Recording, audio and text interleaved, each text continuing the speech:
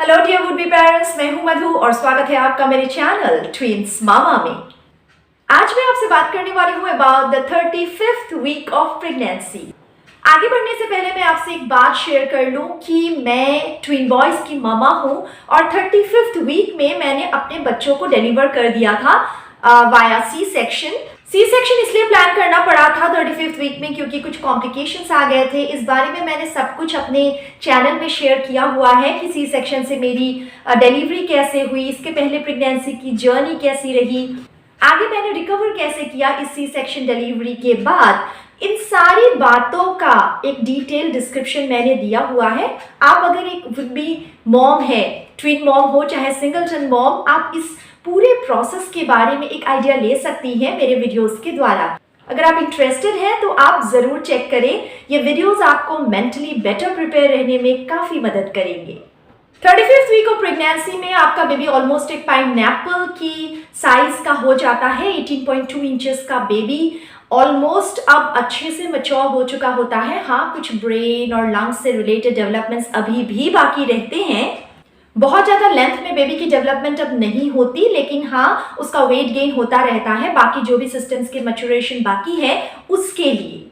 वैसे तो 35th week of pregnancy में आपकी कोई अल्ट्रासाउंड स्कैन शेड्यूल नहीं होगी, लेकिन अगर आपकी एक हाई रिस्क प्रेगनेंसी है या फिर आप ट्विंस या मल्टीपल्स कैरी कर रही हैं, फिर हो सकता है इस वीक भी आपका एक अल्ट्रासाउंड स्कैन शेड्यूल हो। इसके अलावा ग्रुप बी स्ट्रेप्टोकोकस के प्रेजेंस को टेस्ट करने के लिए in the vaginal and rectal area एक ग्रुप बी स्ट्रेप टेस्ट किया जाता है ताकि पता चले ये बैक्टीरिया है या नहीं आपके वेजाइनल या रेक्टल एरिया में। और वैसे तो इस बैक्टीरिया के होने पे शायद आपको किसी तरीके की बीमारी ना हो या फिर यूरिनरी ट्रैक्ट इन्फेक्शन जैसा कुछ आपको हो, लेकिन ये बैक्टीरिया आपके बेबी के लिए बहुत ही डेंजरस माना जाता है। और इसीलिए अगर इस तरीके का कोई बैक्टीरिया आपके बॉडी में दिखे, ऐसे में आपको एक एंटीबायोटिक का कोर्स दिया जाता है ड्यूरिंग योर लेबर। जब आपकी डिलीवरी हो रही होती है या फिर लेबर आपका शुरू हो जाता है, उस दौरान इस तरीके का कोई ट्रीटमेंट डॉक्टर देते हैं ताकि आपके बेबी पे जो भी इल इफेक्ट्स हो सकते हैं ड्यूरिंग द डिलीवरी वो ना हो। 35th वीक के आसपास बेबी का पोजीशन काफ़ी नीचे की ओर आ जाता है पेल्विस में, तो आपके ब्लैडर में बहुत ज़्यादा प्रेशर पड़ता है और इस वजह से हो सकता है आपको बार बार पेशाब करने के लिए बाथरूम जाना पड़े। लेकिन यहाँ मैं आपको एक बहुत इंपॉर्टेंट बात बता दूं कि कितनी भी बार क्यों ना आपको बाथरूम जाना पड़े, एक बात का आपको ध्यान रखना चाहिए कि पानी आप पर्याप्त मात्रा में पिएं, क्योंकि अगर पानी की कमी होगी तो हो सकता है कि इस डिहाइड्रेशन की वजह से आपके लेबर के कॉन्ट्रैक्शंस इनिशिएट हो। डिहाइड्रेशन प्रीटर्म लेबर की प्रोबेबिलिटी को बहुत बढ़ा देता है। और इसके अलावा अगर आप पर्याप्त मात्रा में पानी पिएंगी और फाइबर युक्त आहार लेंगी, इससे आपके कंस्टिपेशन रिलेटेड इश्यूज भी बेहतर रहेंगे। इस दौरान चूंकि आपका बॉडी भी डिलीवरी की तैयारी कर रहा होता है, तो बहुत सारे लिगामेंट्स लूज होते हैं और इसकी वजह से पेल्विस और हिप एरिया में पेन बहुत हो सकता है। आपको ब्रैक्सटन हिक्स कॉन्ट्रैक्शंस भी हो सकते हैं। और इस रिलेटेड अगर आप बेहतर जानना चाहें तो आप मेरे true versus false labour contractions वाले वीडियो को देखिए। आपको समझ आ जाएगा कि कब ये प्रैक्टिस कॉन्ट्रैक्शंस या ब्रैक्सटन हिक्स कॉन्ट्रैक्शंस हैं और कब ये असल में लेबर कॉन्ट्रैक्शंस होते हैं। प्रेगनेंसी के स्टेज में एक महिला बहुत ही टायर्ड या फटीग्ड फील करती है, क्योंकि एक तो उनकी नींद अच्छी नहीं होती, बार बार वॉशरूम जाना पड़ता है, हार्टबर्न की समस्या होती है, एक कंफर्टेबल पोजीशन वो नहीं अटेन कर पाती because of a big baby bump, और इसके अलावा पेन्स एंड एक्स तो होते ही हैं जैसा मैंने आपको बताया है। तो बहुत आम सी बात है, मतलब टायर्ड फील कर रही हैं अगर आप, तो बस रेस्ट करें अच्छे से। और जैसा कि मैंने आपको ब्रैक्सटन हिक्स कॉन्ट्रैक्शंस के बारे में बोला, उसी तरीके से साइंस ऑफ लेबर के बारे में भी एक अच्छी नॉलेज होना इस दौरान आपके लिए बहुत ज़रूरी है।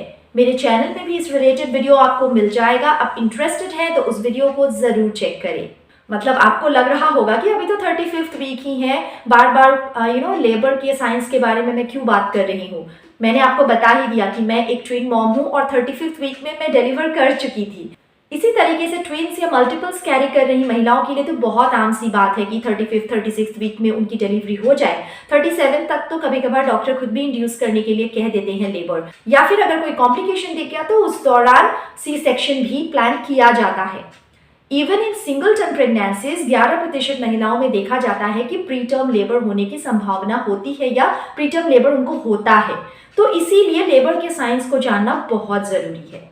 35th वीक में जन्मे बच्चे लेट प्री टर्म माने जाते हैं। बहुत केसेस में ऐसा हो सकता है कि बच्चा अंडरवेट हो और उसे एनआईसीयू में कुछ दिन गुजारना पड़े, चाहे उसकी लो बर्थ वेट की वजह से उसे ऑब्जर्वेशन में रखा जाए या फिर उसे कोई रेस्पिरेटरी डिस्ट्रेस हो, तो उसको देखने के लिए और उसे सही करने के लिए आपके डॉक्टर्स आपको ये राय दे सकते हैं कि बच्चा एनआईसीयू में रहना चाहिए for few days before he acclimatizes to this environment. इस दुनिया में आकर यहाँ पे जीना सीख जाए, उसके आगे ही बेबी को अलाउ किया जाता है आपके साथ घर जाने के लिए। और बहुत सारे केसेस में ऐसा हो सकता है कि प्रीटर्म होने के बावजूद, थोड़ा सा अंडरवेट होने के बावजूद बेबी के सारे सिस्टम्स अच्छे से मैच्योर हो गए हो और वो आपके साथ आराम से घर जा पाए, या फिर हॉस्पिटल में अगर रह रहे हैं आप तो वार्ड में रह पाए। अगर मैं अपना एक्सपीरियंस बताऊं तो मैं कई सारे वीडियोस में आपको बता भी चुकी हूँ। आप डिटेल जानकारी जानना चाहते हैं तो उन वीडियोस को आप देख सकते हैं। यहाँ मैं आपको बता दूं कि मेरा ट्विन ए 1.7 kgs का था, उसे एनआईसीयू की ज़रूरत पड़ी थी, और ट्विन बी 2.3 to 2.4 kgs के बीच का था और उसे एनआईसीयू की ज़रूरत नहीं पड़ी थी। वॉज परफेक्टली फाइन, किसी भी फुल टर्म बेबी की तरह ही वो आराम से मेरे साथ रहा। हॉस्पिटल में बर्थ के बाद उसने आराम से स्तनपान भी किया और उसके आगे आराम से घर भी आ गया। उसे किसी तरीके की कोई ऑब्जर्वेशन की ज़रूरत एज सच नहीं पड़ी। ट्विन ए भी 4 दिनों बाद मेरे पास आ गया था। सो आई वॉज लकी अनाफ कि मेरे बच्चे भगवान की कृपा से उनको किसी तरीके की कोई परेशानी नहीं हुई। तो आपको भी टेंशन लेने की ज़रूरत नहीं है। अगर आप ट्विन या मल्टीपल कैरी कर रही हैं तो हो सकता है आपकी भी प्रीटर्म डिलीवरी हो, लेकिन अब बच्चे ऑलमोस्ट मैच्योर हो चुके होते हैं तो बहुत ज़्यादा टेंशन लेने की ज़रूरत अब नहीं होती। अच्छे से खाना खाएं, बैलेंस डाइट ले, पानी पर्याप्त मात्रा में पीते रहें और बस खुद को एजुकेट करें, मेंटली प्रिपेयर्ड रहें।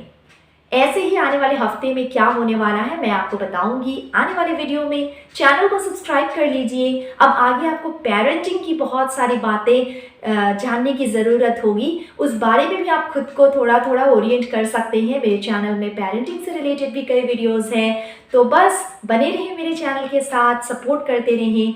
Thank you so much for watching the video. See you soon, till then take good care.